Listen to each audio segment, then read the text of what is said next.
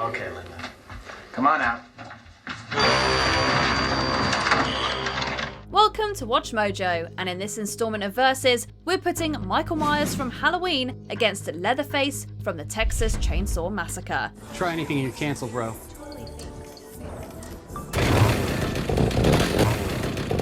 For this Versus, we're looking at these two slashers from the 70s and seeing which has the better horror movie resume. Which franchise is your favourite? Let us know in the comments. Round 1, Origins. Despite the multiple Halloween continuities out there, it's what we don't know about Michael that's the scariest. In the original film, a prologue shows a 6-year-old Michael murdering his sister Judith on Halloween night. Michael? Despite caring for him for 15 years, psychiatrist Dr. Sam Loomis can only come to the conclusion that Michael is simply evil incarnate. This leads Michael to stalk and kill on an instinctual level, going after teenagers especially, and his sometimes sister, Laurie Strode.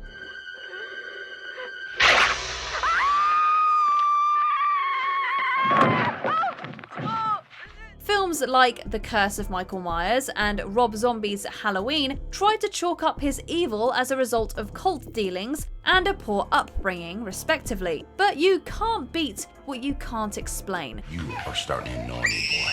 I hate you! And I hate you too! Similarly, the original Texas Chainsaw Massacre relied on simplicity in its storytelling, stoking fear of backwoods cannibals, repurposing the body parts of drifters into their own sick designs.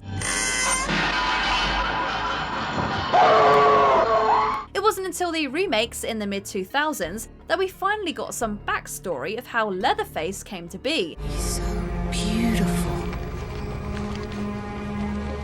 That's the ugliest thing I ever saw. Born with a facial deformity, Thomas Hewitt fashions a face mask for himself as his family begins getting back at the community that mistreated them in grisly fashion. You and your family are the only ones stupid enough to still be living in this town.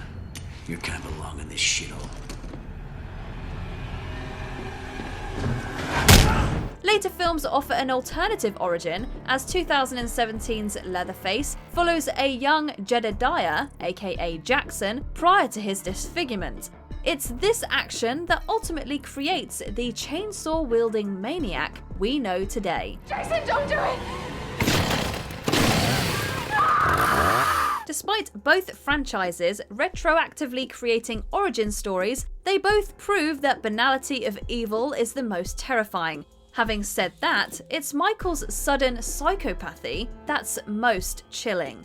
The winner of this round is Michael Myers. Michael Myers 1, Leatherface 0. Round 2, Costumes.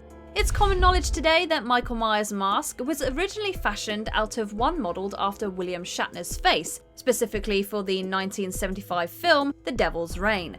But even knowing that, we can't help but shudder every time we see that pale white complexion and hollow eyes. The blackest eyes.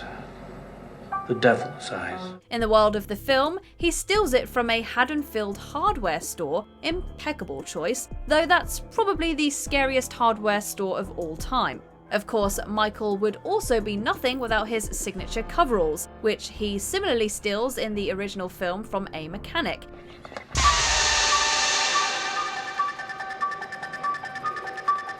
It's not a flashy get-up, but the combination has lived rent-free in our nightmares for over 40 years. Why the hell you dressed like me anyway? I ain't paying you to be Michael Myers.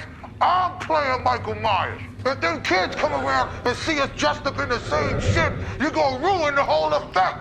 Ah, damn it. What the hell is wrong with you? Leatherface, meanwhile, has a revolving door of garments, mostly because he has a revolving door of victims. Like the rest of his family, Leatherface can often be seen in a wide range of tattered rags, usually topped with a butcher's apron for, well, you know. But the pièce de résistance has to be what he puts over his face, namely the faces of other people. Indeed, Leatherface didn't get that name for nothing, taking to slicing off the mugs of his kills and stitching together something new he can throw over his own. He's wearing her face. He's wearing her face. While Leatherface isn't a looker to begin with, he's especially terrifying as he basically telegraphs to his prey what will become of them if they don't escape. Honestly, you could argue either way which look is more effective on screen, but we have to give it to Leatherface for the sheer craftsmanship on display, grisly though it might be. The winner of this round is Leatherface. Michael Myers 1, Leatherface 1. Round 3, Enemies. I knew this day would come.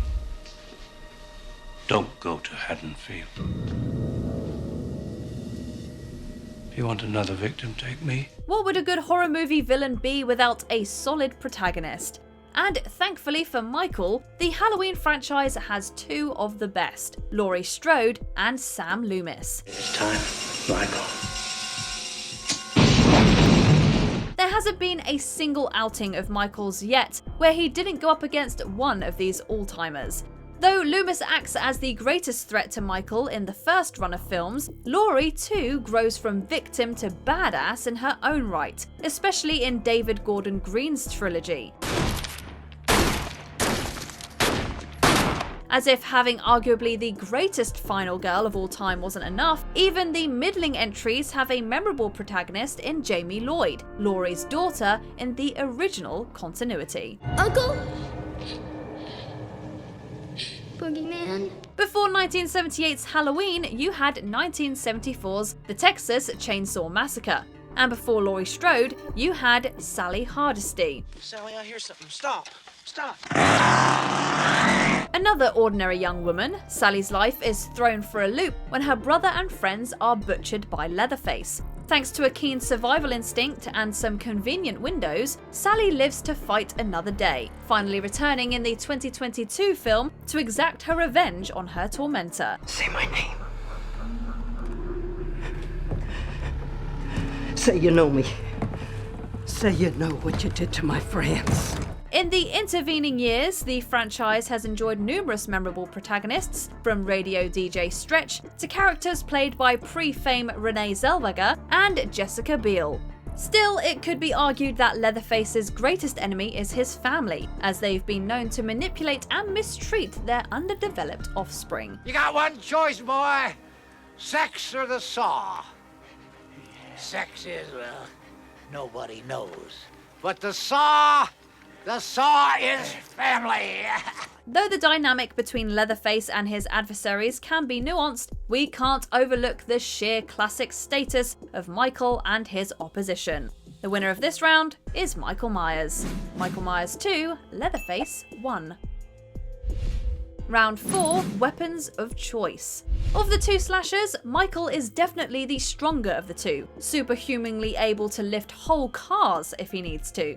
As such, he's very comfortable using his bare hands to kill his foes, as his sheer strength can make his grip impossible to escape from. That said, Michael would be nothing without his signature chef's knife.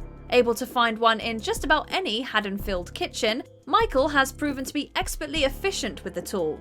Sure, he's happy to get creative with whatever's lying around, but ultimately it all comes back to that knife. He's carved up a great many people like they were jack-o'-lanterns, leading us to always make sure there's not a knife missing from our racks. With Leatherface, meanwhile, the weapon of choice is right there in the title.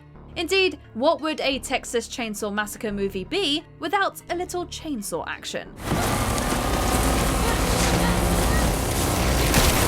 While Michael's execution is relatively clean, Leatherface's is the exact opposite, with every outing of his sure to get real bloody real quick.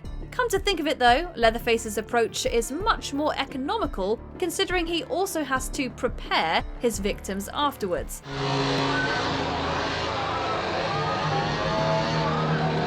On the downside, this weapon of choice does eliminate the silent treatment once he revs it up, but Leatherface's increased maneuverability does help compensate for this. Also, we can't help but think a chainsaw would be a much more painful way to go.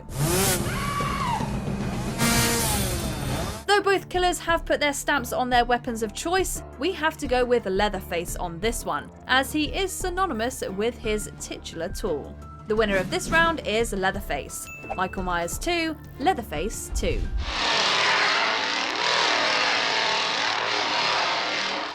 Before we continue, be sure to subscribe to our channel and ring the bell to get notified about our latest videos. You have the option to be notified for occasional videos or all of them. If you're on your phone, make sure you go into your settings and switch on notifications. Round 5. Scares. At the end of the day, no movie slasher works without being able to scare the pants off of the audience, and neither of our competitors would be where they are today without that factor.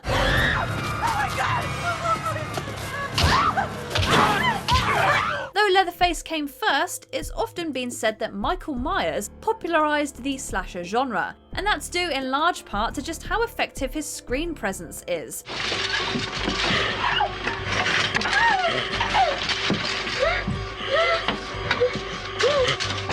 Aided by an iconic John Carpenter score, Michael is the embodiment of a slow-moving but inevitable death. Whether he's hiding in the shadows or creeping towards you, he is guaranteed a good amount of screams. And if he gets within arm's reach, you may not even have the chance to scream. Whereas Michael builds tension prior to his kills, Leatherface is not about subtlety. Rather, he often capitalises on the quiet of night before starting up his chainsaw and giving everyone an instant heart attack.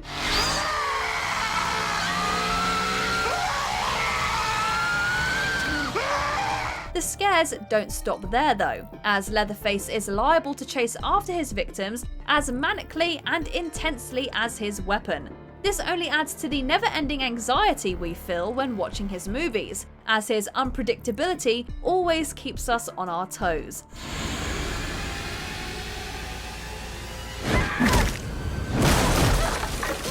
Granted, he may not be the smartest killer, but his hulking frame and shocking appearance would make him an intimidating threat in any genre. Also, whereas Michael has his heavy breathing, Leatherface's deranged cries always elevate our heart rate. While we wouldn't want to meet either of these characters in a dark alley, there's something about Michael and the way he goes about his business that's the most chill-inducing. Winner of this round is Michael Myers. Michael Myers 3, Leatherface 2.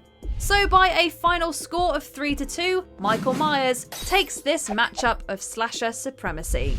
Did you enjoy this video? Check out these other clips from WatchMojo, and be sure to subscribe and ring the bell to be notified about our latest videos.